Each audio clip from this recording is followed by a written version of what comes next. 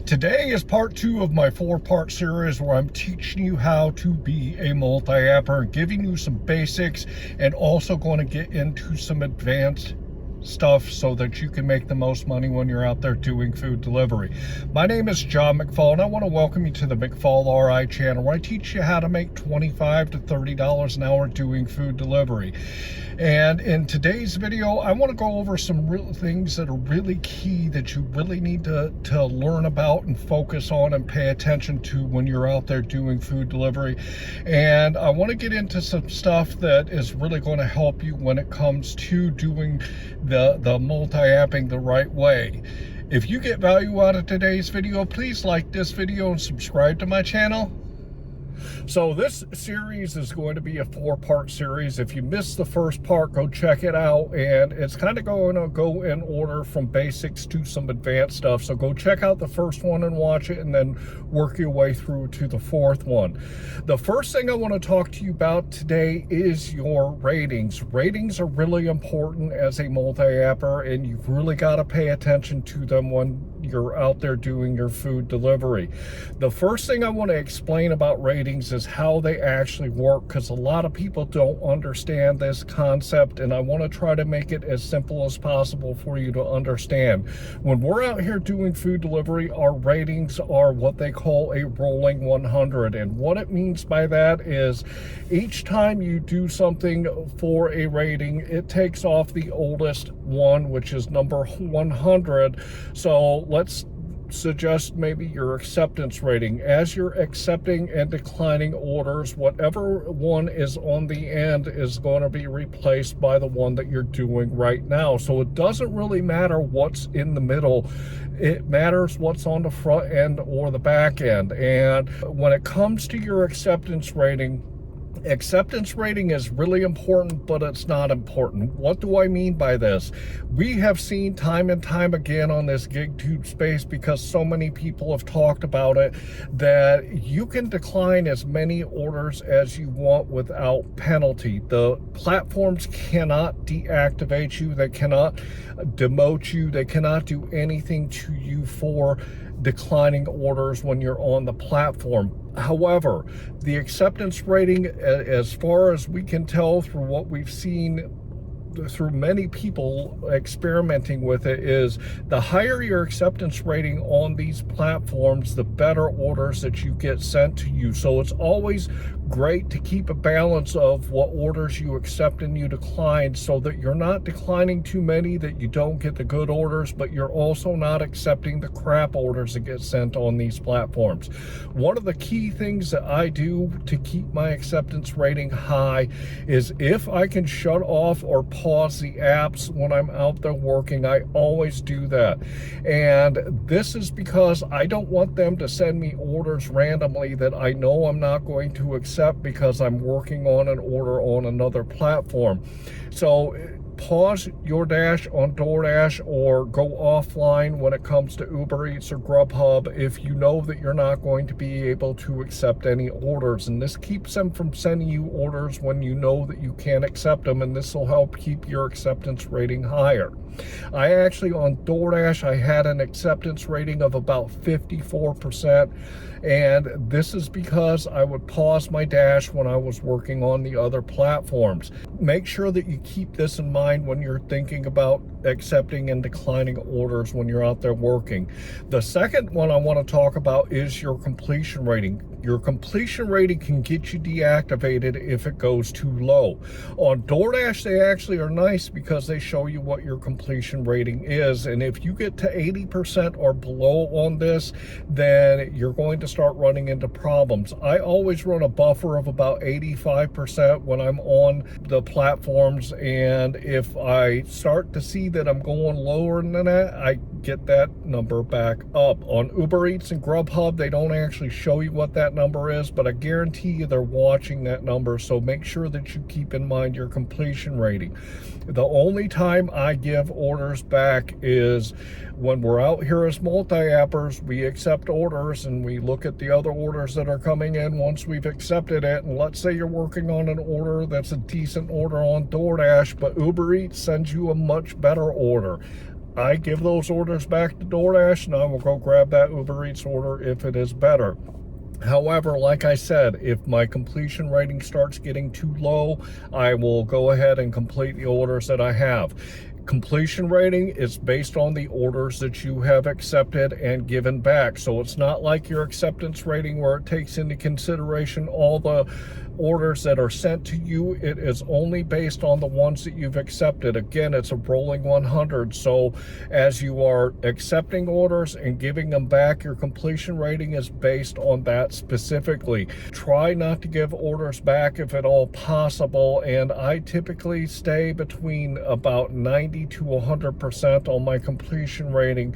I don't give orders back on Uber Eats, and I don't give orders back on GrubHub normally. It's mostly on DoorDash that I really have to pay attention to this. The last thing I want to talk to you about is your customer satisfaction rating. This is not based, again, on your acceptance rating, the orders that you've accepted. It is based only on those orders that customers have left you an actual rating on the delivery that you did for them. So you could do 10 deliveries and you could only get one that actually left you a rating. So it might take a long time to see your customer satisfaction rating get higher.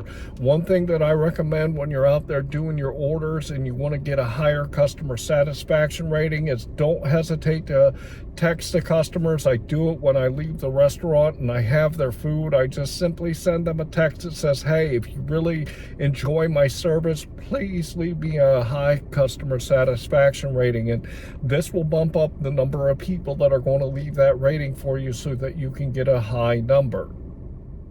I'm going to suggest that most of you watching this video probably have not read through the terms of service for any of these platforms. It's a bunch of legal mumbo jumbo, and most people just accept these kind of things without actually taking the time to see what they say.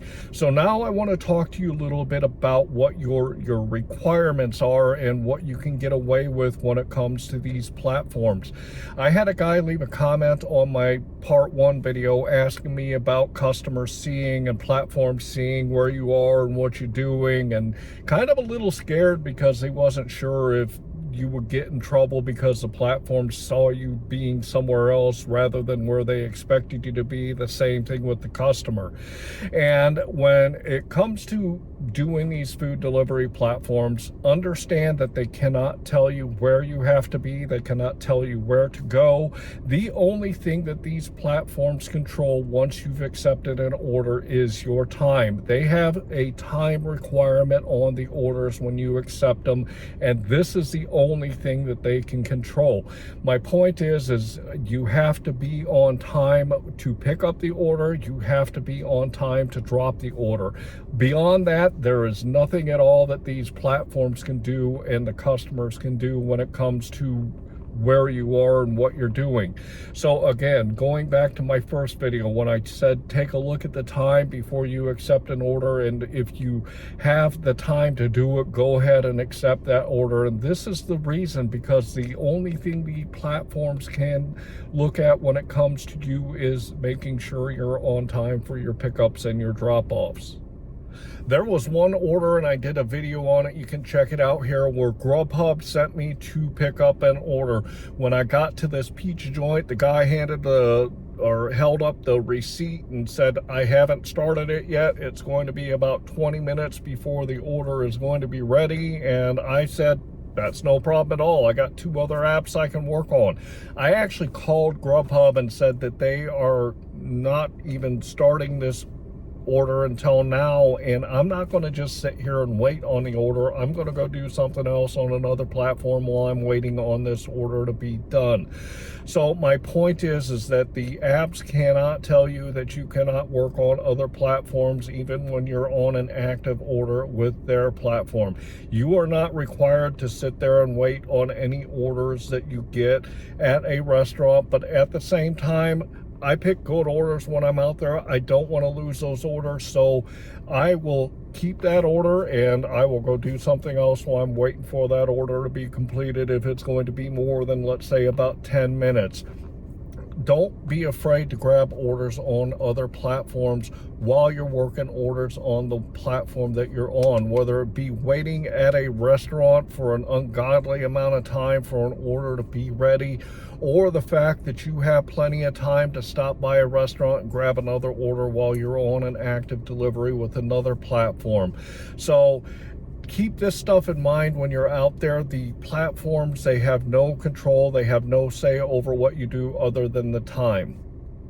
So keep in mind your ratings when you're out here doing food delivery, because they are really important. You want to try to keep those numbers as high as possible. And remember that the platforms can't say anything about you other than whether or not you are on time for what they have sent you. And if you keep these things in mind, this is really going to help you when you're out there doing food delivery. It'll help you get the best orders. It'll help keep yourself busy, and it'll help you make the most money when you're out there doing food delivery. If you got value out of today's video, please like this video and subscribe to my channel. If you want to make sure that you're making the most money when you're out there also, it starts by keeping track of your numbers. I'm going to throw my spreadsheet up here real quick so you guys can check it out. If you look at the left-hand side, you'll see I always put my start time and my end time. This gives me the total time that I've worked. I also put in the miles. If you head to the right, you'll see for each individual app, I put the dollars that I've made, the time that I worked, along with the number of deliveries. Head to the bottom and you'll see it calculates out what your average dollar per hour, dollar per mile, and your average per order. To get better at doing food delivery when you're a multi-apper, keep track of these numbers so you can see where you are and see where you need to improve. Also want to remind you that if you want to do better at doing food delivery, check out my food delivery playlist, and I'm going to throw up part 1 of this series here.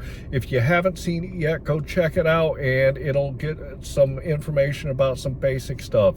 Also would like to say I hope that you are out there getting the money that you and your family deserve, and with that, I want to say thanks.